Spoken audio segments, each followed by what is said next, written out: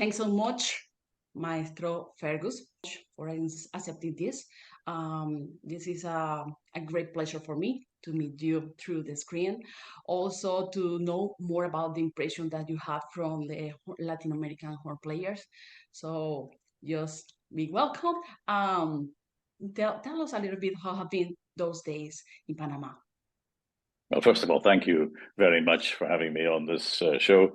And it's lovely to meet you and to be able to report a little of what I experienced on my trip to Panama. I spent a full week in the city working with the horn players of the studios and also brass quintet and other interested parties. It was, as always, my previous experiences have always been in Venezuela or Brazil over the last decades, but I had never been to Panama. I had been on vacation once, but I had never met the Panamanian players, and it was a great joy and very, very interesting, and indeed very challenging. I learned a lot. Wonderful. What time was that experience in Brazil and Venezuela? These were when I was still active with the Berlin Philharmonic Orchestra.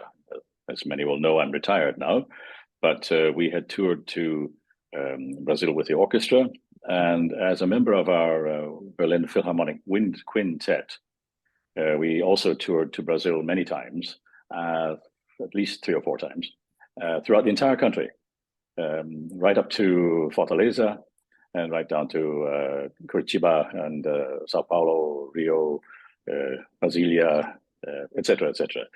By Salvador, had a wonderful experience playing in and working with and playing for and listening to and working with Brazilian musicians.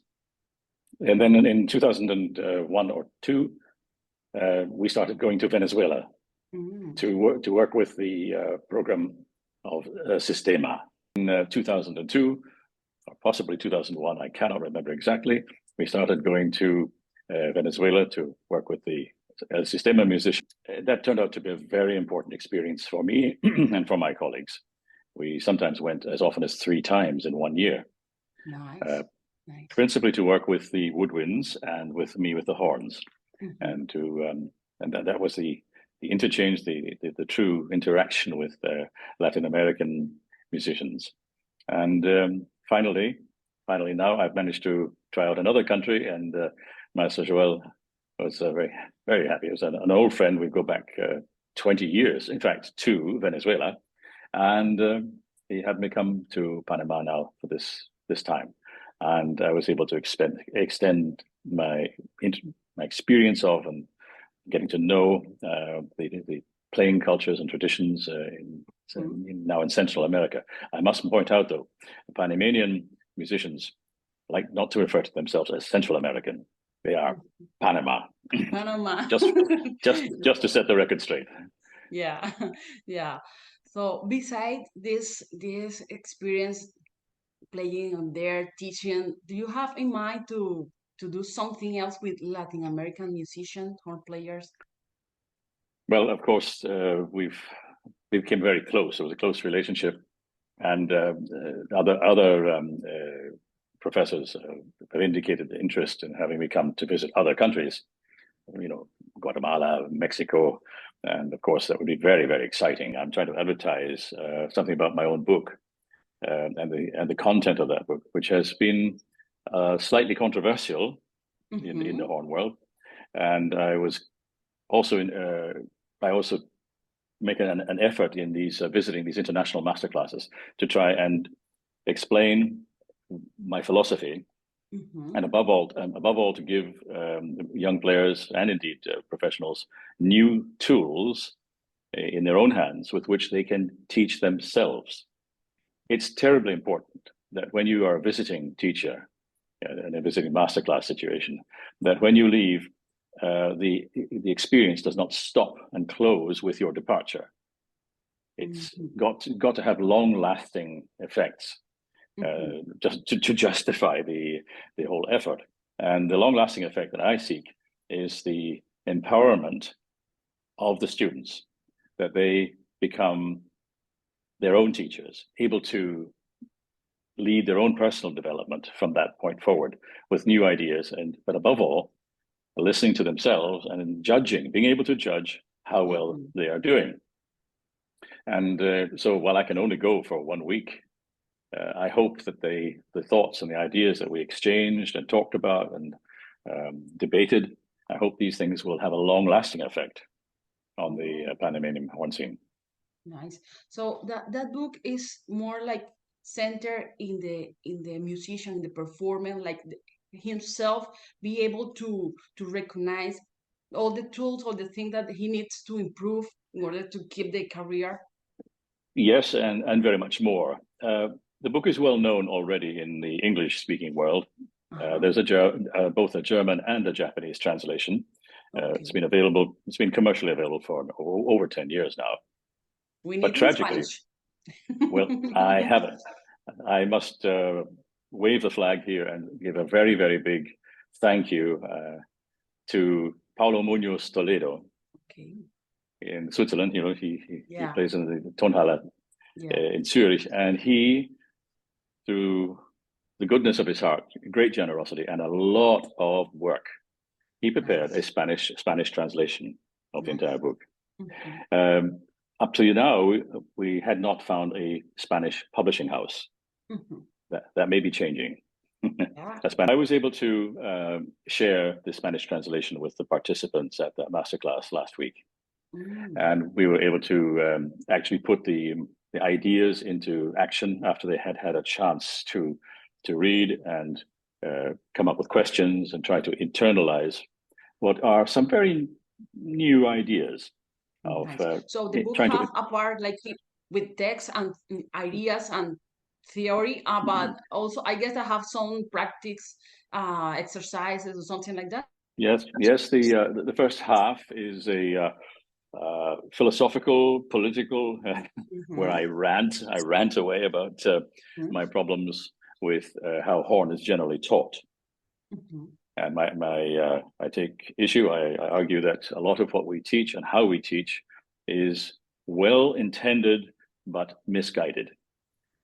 And the second half deals with actual technical things and applying these new ideas and keeping things simple, and a very few exercises and so forth. But primarily, it's like a handbook for new thinking and new listening.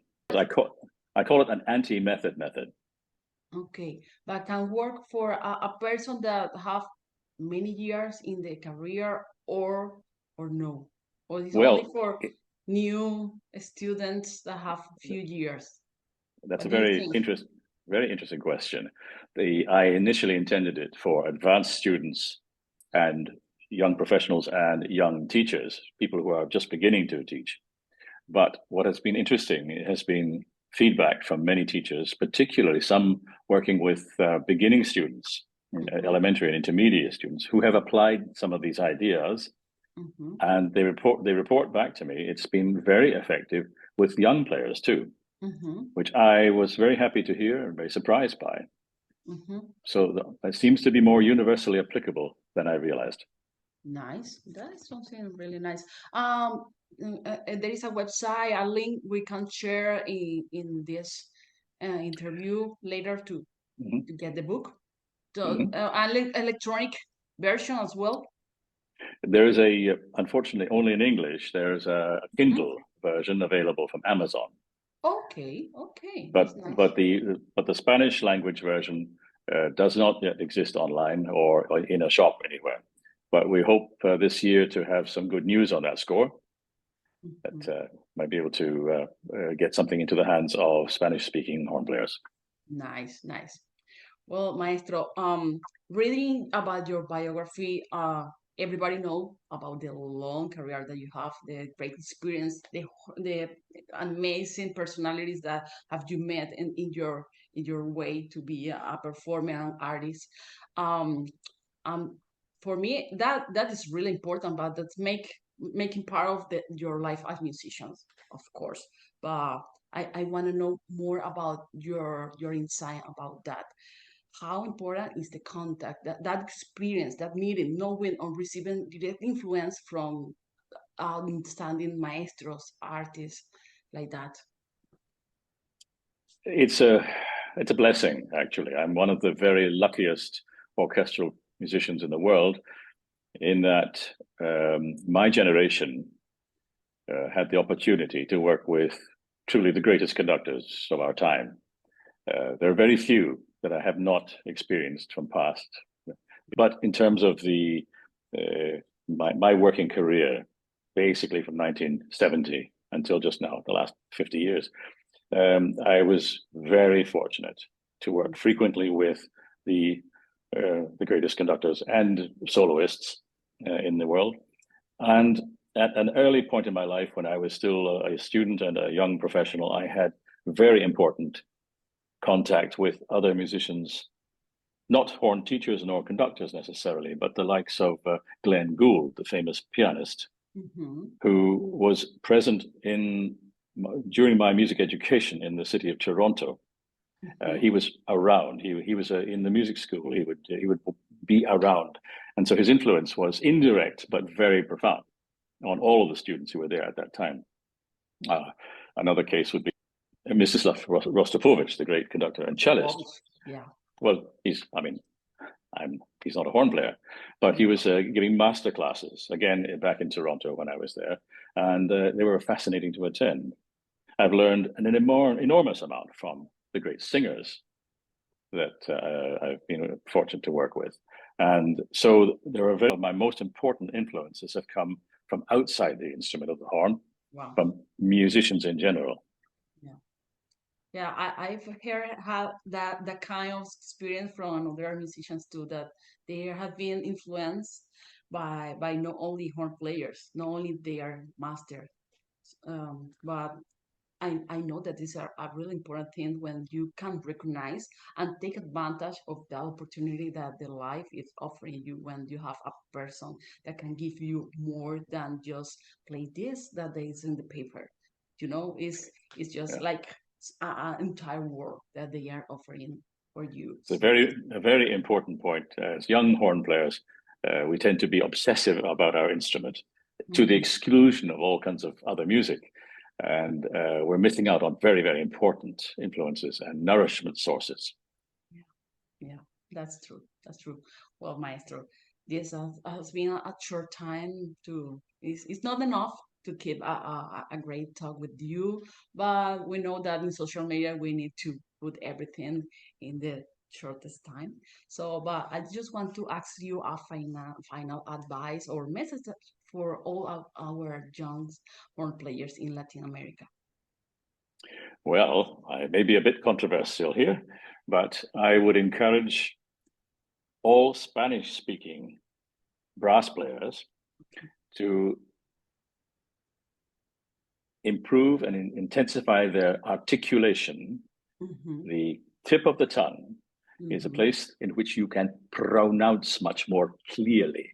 So consonants are very important for physically playing the horn easily and well.